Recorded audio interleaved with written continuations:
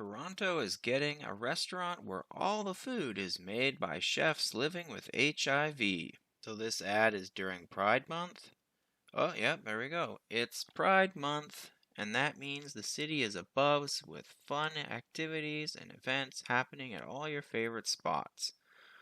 On June 14th, Cassie House, a spectacular hospital and center dedicated to caring for people living with HIV, will be hosting June's HIV Plus Eatery, an evening filled with spectacular cocktails, plus a swanky multi-course dinner, all prepared by people living with HIV. So it's Pride Month, and they're having an HIV event. So are they insinuating that HIV and Pride go hand in hand?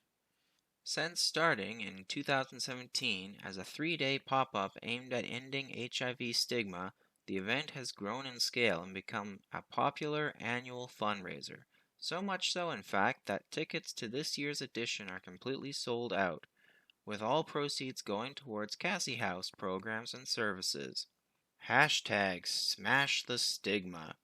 Here's a thought. Rather than smashing the stigma, how about you tell people where HIV comes from and tell them not to do those things so they don't catch HIV? So it's odd how the headline of this article says Toronto is getting a restaurant. Well, no, Toronto's not getting a restaurant. It's just like what? A 3-day event? Fundraiser? During Pride Month, if I'm not mistaken. So it's not a full-on restaurant. So let's look at some of the comments. You're telling me that someone with HIV is touching/making my food? Yeah, that's one of the reasons why I wouldn't want to go to that restaurant or fundraiser. Let's glorify them. Let's not. Will Trudeau be dining there? Probably not.